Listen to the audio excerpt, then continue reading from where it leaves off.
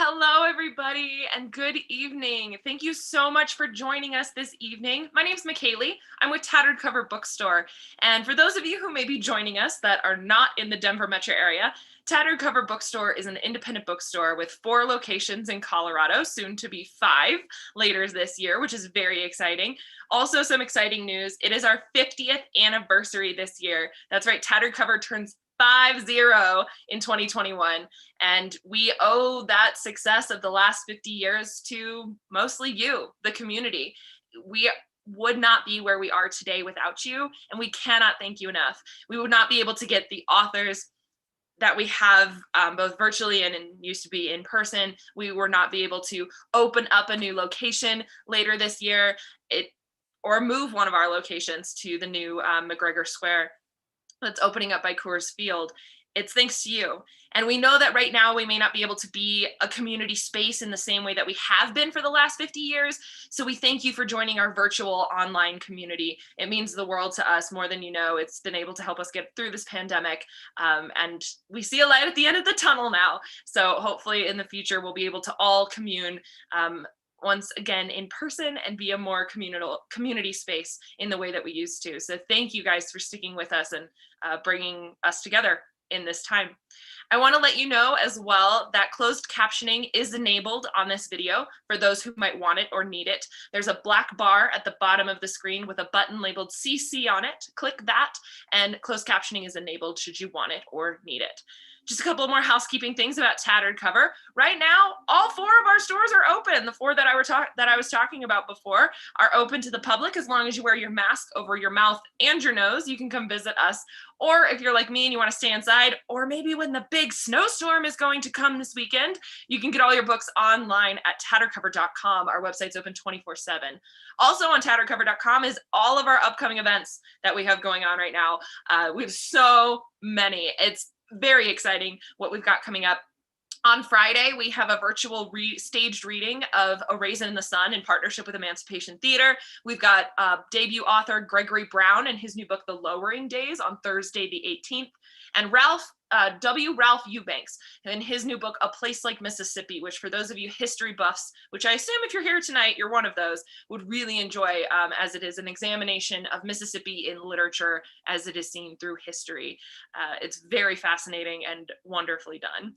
But the author that we're talking about tonight, I'm very excited to have this conversation. This is a fascinating book, and I'm shocked that it hasn't been scooped up into a movie yet. But we're happy that Tim Brady, our author tonight, has been able to scoop up this story and create this amazing book for us to share this little untold piece of history. Tim Brady is an award-winning history author whose critically acclaimed books include 12 Desperate Miles, A Death in San Pietro, His Father's Son, and 3 Ordinary Girls.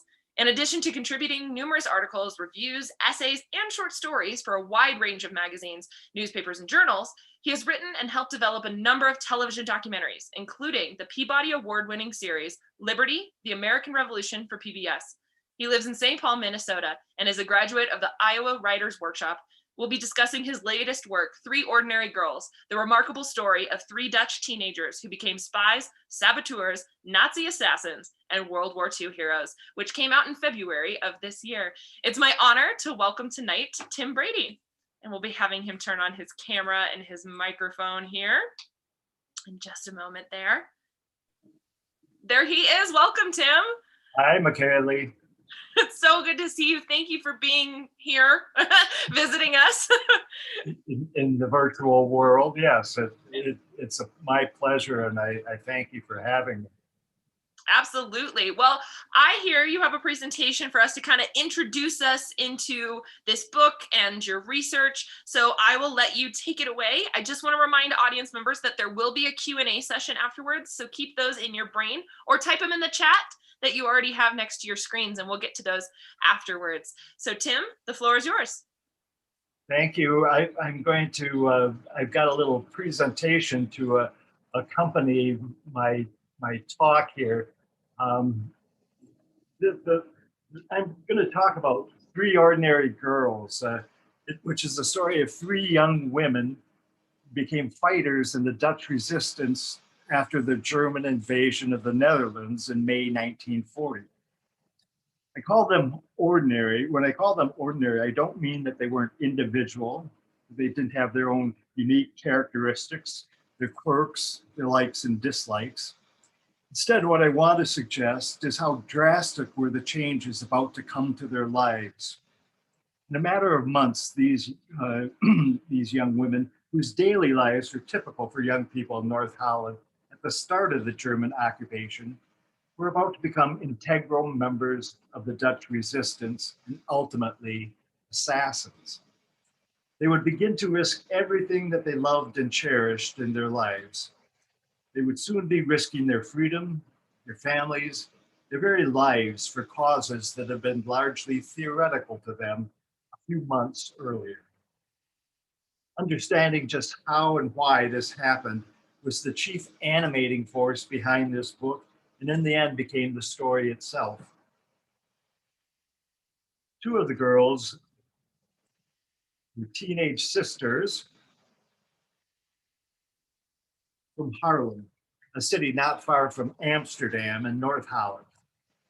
Truus, the older of the two on the right here, was just 16 years old at the time of the invasion. Freddie, her younger sister, was only 14. The two had grown up in a working class, politically active household in Haarlem. Their father left the family when the girls were quite young, leaving them with their mother, Treintje, a strong-willed, independent woman, an active member of the local Communist Party. The family experienced the hardships of the Great Depression as the girls grew up, periodically going on the dole to make ends meet. Their education and social lives were wrapped up in the political leanings of their mother, whose friends and acquaintances were largely members of the party. This is Truus. Girls went to summer camps with children of other leftists. They read inspirational stories of life in the Soviet Union, and from an early age helped Treintje distribute party newspapers and flyers. This is the younger sister, uh, Freddie. The family was also part of a communist-founded organization called Red Aid, which assisted refugees from political oppression. As early as 1934, they took in individuals and families from Hitler's Germany, both communists and Jews. Girls were fiercely anti-fascist and fiercely anti-Nazi long before the Germans crossed the border into the Netherlands.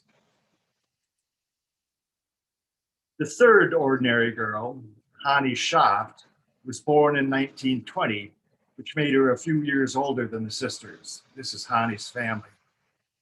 She too was raised in Haarlem, but had no connections with the Overstegen family prior to the war.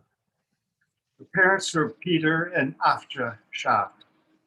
Peter was a teacher at an academy in the city, and like the Overstegens, had a strong attraction to socialist politics.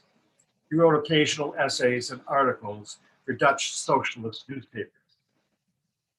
The Schafts had an older daughter, Annie. Annie is the taller girl here, and Hani is the smaller girl between Annie and her mother. Hani died during an outbreak of diphtheria when Hani was just 5 years old.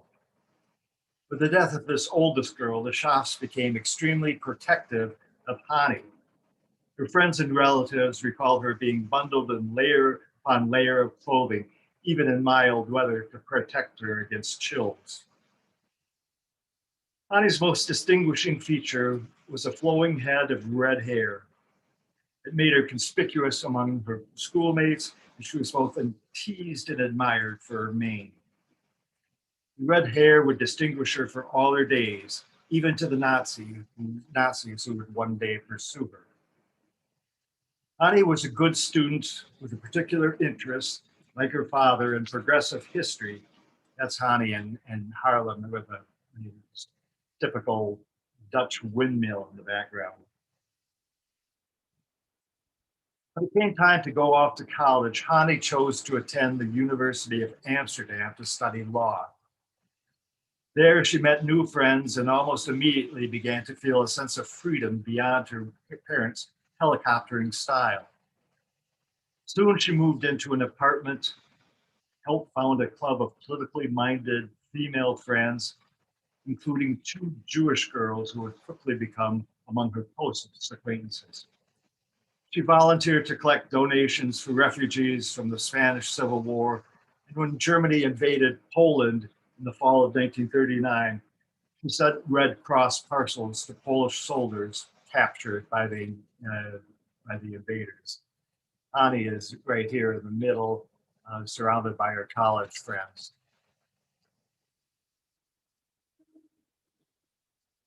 When the Germans arrived in the Netherlands in 1940, the Dutch were ill prepared for the invasion.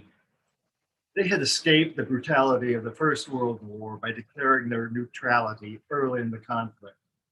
Germany had bypassed the country on its way to Belgium and France, and the hope was that they would do so again in the Second War. That didn't happen. Just 5 days after the Wehrmacht crossed the border, the country was theirs. The Queen and the cabinet of the Dutch Republic fled to London. The army surrendered, and in a final act of brutality, the Germans bombed the city of Rotterdam when the Dutch failed to sign the terms of their surrender terms quickly enough. The devastation of Rotterdam was the first indicator of what the air power of the German Air Force, the Luftwaffe, could do to a modern European city. The Germans quickly established an occupying government in the Netherlands, headed by a bland Nazi bureaucrat named Arthur Seyss-Inquart. The Nazis tried to put a friendly face on the occupation, expressing their hope that their Dutch cousins would come to see the wisdom of fascist governance. Soon enough, however, the oppressions of the new regime were revealed, beginning as it usually did with the Nazis, with restrictions on the Jewish population of the Netherlands. Bans on Jews holding any public office became bans on Jews in restaurants, movie theaters, and public parks. A registry of Jews followed, and soon after, rough groups of native Dutch fascists began to bully and intimidate Jews in the streets. Inevitably, there is a murderous fight, and one of the fascists was killed in a melee. He was immediately turned into a martyr by the occupiers, who cordoned off the Jewish sector of Amsterdam, rounded up some 425 Jewish suspects, and sent them off to concentration camps. This treatment of its Jewish citizenry genuinely shocked the Dutch people, who had obviously known of the Gestapo treatment of Jews in Germany and Eastern Europe, but somehow assumed that they wouldn't be so murderous to Dutch Jews. To protest what was being done, communist leaders organized a strike in February 1941, which would have the distinction of being the only strike in a German-occupied country prompted by the treatment of Jews in all of Europe during World War II. The response of the Reich was predictable. Mass arrests, roundups to the camps, and executions followed. The uprising was quickly quelled, and the general populace returned to a deeply intimidated calm. For some, however, including the three ordinary girls, these actions prompted an altogether different response. It wasn't immediate. They didn't all at once decide to tuck pistols into their overcoats and go looking for SS officers. But in time, they would join a growing resistance. They would steal ID documents from the pockets of German soldiers. They would continue to distribute banned newspapers. They would bicycle around North Holland, spying on the construction of German batteries and missile sites. Bicycles, anyone who's been to the Netherlands will know how integral bicycling is to the lives of the Dutch. Here's a shot of Truus repairing her bicycle during the course of the war. which was a hard thing to do. Parts were at a premium, and rubber tires were virtually non-existent. Many times they would ride around on the rims of their bicycles. Uh, in addition, they would disguise themselves as Red Cross nurses to help transport Jewish refugee children from harm's way. This is another shot of they would they would transport weapons between resistance cells. They would place bombs at power plants and sabotage German trains trying to haul Dutch belongings from Holland to Germany. This is a shot of Truus and Hani. Truus would oftentimes tuck her hair up under her cap and ride double on bicycles with Hani. They would pretend to be a couple as they rode around in the cities, and this is them incognito, really, uh, ready to go out for a ride. There was one more facet to their resistance that distinguished the three young girls of Harlem. Beginning in the middle of the resistance and continuing to the end of the war, they would lay in wait as potential Nazi targets came to range, and they would pedal their bicycles after them and shoot to kill both German soldiers and Dutch collaborators who were deemed traitors to the country. This last item is a distinction that should stand out. In Western Europe during World War II, thousands of women participated in acts of resistance against the Nazis, but the number of women, let alone teenagers, who actually picked up weapons and fired them at the enemy was just a fraction of a fraction. These girls were anything but ordinary. This is one of their victims, a policeman named Blackie Priest. That took place in Harlem. I'm going to pause for a moment and take a sip of water. I wanted to read a section from the book that gives a sense of how they got involved in the resistance in the first place. Aside from being part of this leftist family and inclined to anti-fascism and anti-Nazism, they ultimately joined a small cell, which was headed by this man, Franz Vanderveer. Uh, and this is the story of how Franz came to recruit them. Like most sisters, Truus and Freddie did not always get along. Truus, as the older of the two, was more assertive and dictatorial and felt she was entitled to boss Freddie around. Freddie, on the other hand, was eager to display her independence. She had grown into a pretty young woman with soft curls in her hair, a dimpled chin, and a smile that was both mischievous and fetching. She moved with the lightness of a dancer and flitted about Harlem like a sprite on her bicycle. Truus was more of a tomboy than her younger sister, particularly when she put her hair up under her cap to bike. The mannerisms were like a guide. She would sit with her knees apart, taking more than her share of space on the couch, while Freddie's legs were always carefully crossed and unobtrusive. The truth was that Freddie could be an annoying little sister, a bit of a tag along, and more than willing to let Truce take the lead when it suited her, the better to carpet her decisions later. And Truce could be a bit of a bully with the casual arrogance of a big sister. Still, they worked well together, and they were of a similar mind on most matters, like when Franz Vanderbilt showed up at their front door, tall and slim, and wearing a fedora and a long coat over a jacket and tie. Both thought he had movie star looks. It was Trencha who went to the door at his knock. She knew who he was through her party connections and immediately let him in. Meanwhile, Truce and Freddie were peeking through the sliding glass doors to the entryway, whispering and elbowing each other. They tried to be cool when their mother opened the doors and introduced him to her daughters. Franz was quite formal, taking off his hat and shaking first Truce's hand and then Freddie's. He introduced himself, and much to Truce's chagrin, she didn't want to seem déclassé, sat in the lumpiest chair in their living room. She and Freddie were surprised when their mother excused herself and left the girls alone with their gifts. The reasons quickly became apparent when Franz announced the purpose of his visit. He was putting together a resistance group in Harlem and had heard from members of the party that Truce and Freddie were intrepid activists in the movement. What he had in mind was a lot more subversive, a lot more violent, and a lot more dangerous than anything they had been doing before. Their tasks would include acts of sabotage and the use of weapons.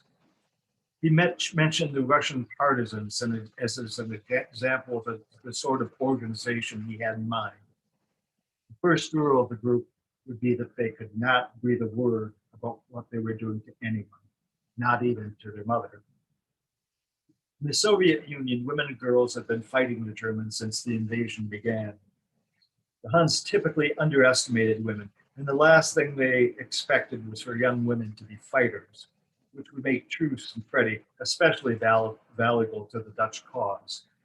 Truce and Freddie might be called upon to blow up bridges and trains. They would have to learn how to use a pistol, throw grenades, and detonate bombs. As Franz lit a cigarette and fixed the girls with a sobering stare, he asked, "Do you think you could shoot someone?" It was an extraordinary question to put to two teenage girls.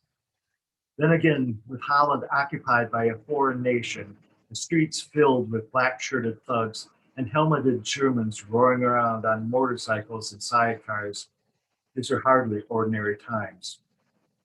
Freddie was first to respond. "I've never done that before," she blurted out. It was obvious enough. Truce was more circumspect, genuinely considering the question as if she had been mulling over the possibility for a long time. And in fact, both of the Oversteegen sisters had been reared on the fringes of radical political behavior, and been part of their mother and father's political lifestyle from infancy. Truce thought about the day earlier that year when she and her friend Ari were being followed.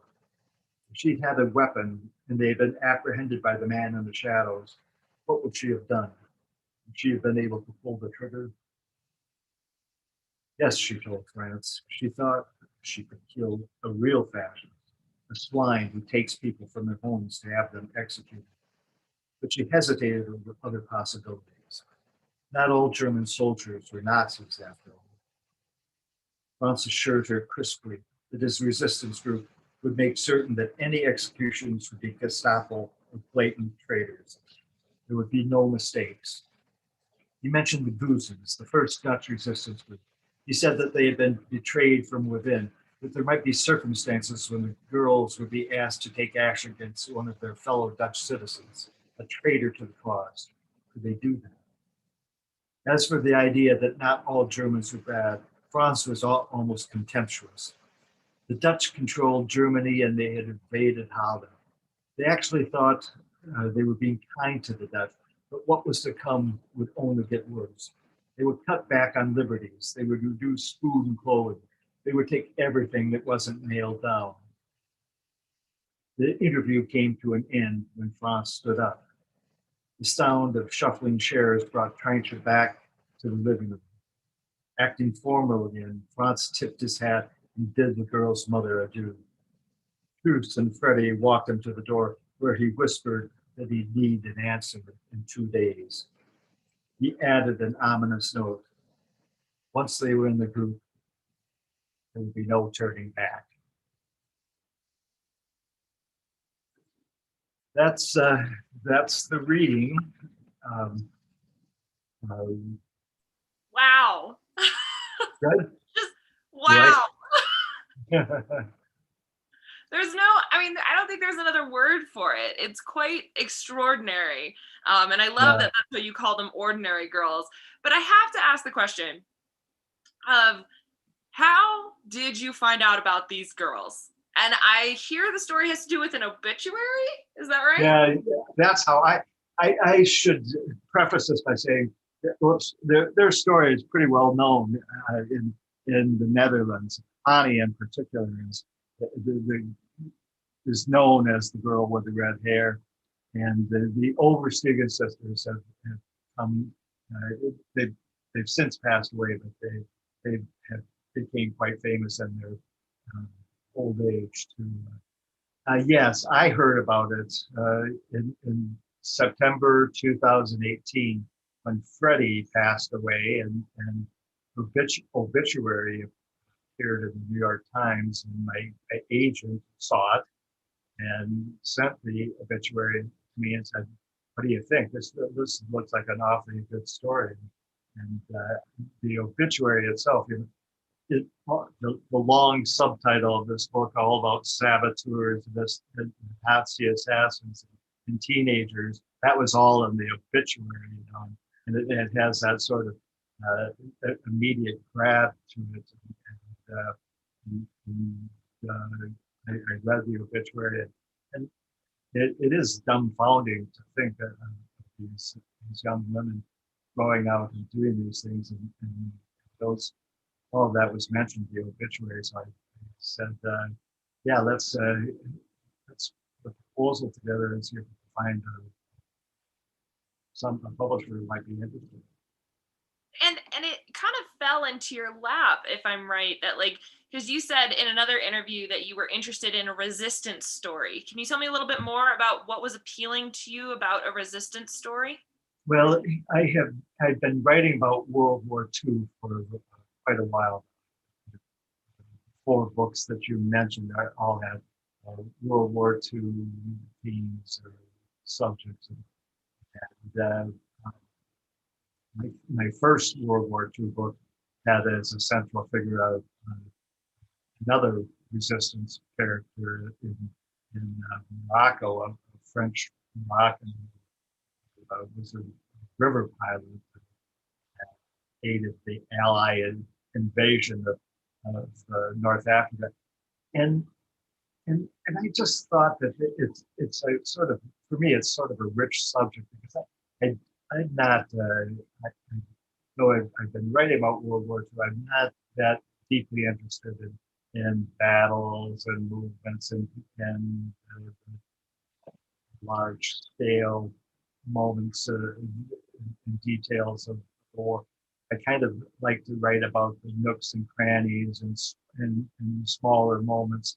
And so I think that sort of in part defines what resistance work is all about.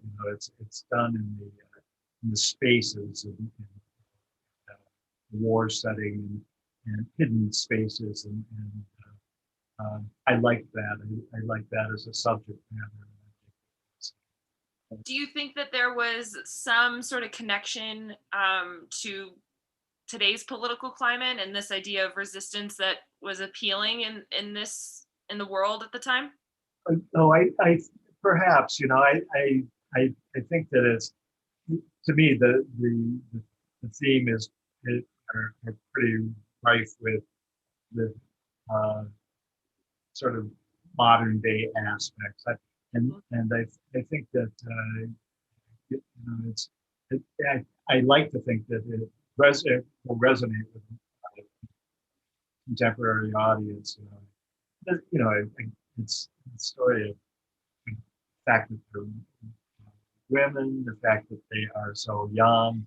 And I've always, one other theme that has always intrigued me about the war is the fact that it was um, it's undertaken by so many young people filled filled the shoes of as recruits, as warriors, as in unexpected ways, doing things that were just you would typically think were beyond them, but somehow they were able to assume these responsibilities and take on these burdens that that just as an aging man, I just look back and I'm founded they could do these sorts of things. So what do you think that the next generation can learn from reading books like this and learning about the three women? Um, that's a very good question. I the memoir that I used extensively in research was written by Truce, and its title was, and I'm not going to give the Dutch pronunciation, but the translation is "not then, not now, not ever," and it references to uh, the the oppression that they faced and the occupation that they faced and the fascism that they faced. And I think that there's some resonance in that title that, not then, not now, not ever. There's a moral in that title. She knew it. Yeah. Use I think that's excellent. That's a great answer, and it's wonderful to know. It's wonderful to get that insight into their hearts Yeah, and minds and where they were at in that time period. That's quite fascinating. yeah, I and they, want, oh, go ahead. they were unrepentant about what they did during the war too. They did some brutal things, and you have to. I mean, they killed people. They killed them in surreptitious ways and with pistols, and so it was not pleasant. But they were unrepentant, Yeah. but to their dying days about that. They thought of themselves as soldiers and cause. I think that, I began to understand them a little better. I saw them in that same light. Well, and it's wonderful that you've brought them to that Yeah, light. You know what I mean? And brought them into the light, I guess I should say, for at least us Americans to learn more about them. yeah, I want to turn it over to the audience and just let sure. you know that if you have any questions, you can type them in the chat box that's next to the video you're watching us on right now. So if you have any questions, feel free to type them in there.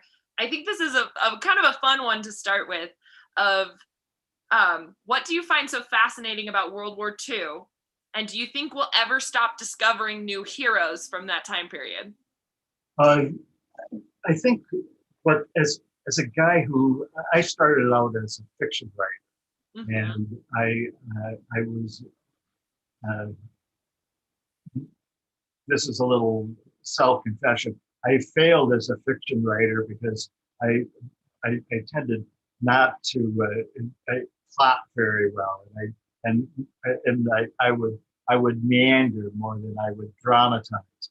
And so when I started to write nonfiction, I thought I should tackle subjects that have immediate drama and immediate circumstances, and World War II, which I had an interest in anyway, presented itself, and there are endless circumstances of drama in any war situation. And I think that's always been in the draw. And again, I'm not that interested in the, the military history aspect of telling war stories as I am in the human aspect. So I know that some people kind of grow tired of the excess World War II histories in this day and age, but I think of it more as a subject that has a continuing, and I guess this is the answer to, will there always be World War II people, stories that you can dig out? I think there are millions of stories that still are lingering on. So then speaking of those millions of stories and digging out what's already been written and what hasn't been touched on as elaborately, where do you start? How does your research process work? Uh, well, I look for both a story and and a means to tell it in a compelling way. So I think that most narrative history writers use these techniques nowadays. You look for diaries, you look for letters, you look for people telling their own stories, and how you can use those stories to in in historical context and to to broaden the issues and to place their stories within uh, the circumstances around the drama of World War II. Like, Eric Larson is a perfect example of someone who, his latest book about the bombings in London, used extensively used diaries to describe uh, the world Churchill was living in and Londoners were living in. It just illuminates the bigger picture. So then, when navigating that story thread, as you're trying to do in nonfiction, what, having written fiction and nonfiction, what do you find is easier about nonfiction? What do you find more challenging? Um, I, I think what is easier about writing nonfiction is that you have certain lines that define. This is going to sound a little contradictory. The lines that define you are the lines of history, so you don't have to worry so much about reining your impulses in and owning a story and worry about um, you know making making a little universe all of its own. You've begun in a little universe all of its own. That is that the contradictory part is that that's also the limitation of the genre, because there are times when you just want to bust free of that and you say, why can't I find someone who said this or someone who did this to help my story, because it would be far more interesting if he didn't die or she didn't die, or but that darn the luck, it's a historical fact. They were killed at that moment. That's a little macabre. You get the picture. I think that's fun. I like the double-edged sword of it all. It's very interesting. So then, that being said, what, if you can, are you working on next? And can you tell us a little bit more? Give us a hint as to what that is, if you can't tell us. It's not that the reason I can't is that I really am taking a little break, and I'm just a little exhausted, and I, I guess I'm also waiting for something to come to me in those mysterious ways that a story hopefully comes to Well, writing. but speaking of things that come to you, then, and by the way, I commend you for taking a break and knowing that when you need to take a bit of a breather as a writer and as an artist, that's great. What, speaking of things coming to you, when did you know you wanted to be a writer? What, can you tell us more about that? I, you know, Pretty early on, I grew up in a very small town, and I th- there were no writers as examples to look up to in my community and in my.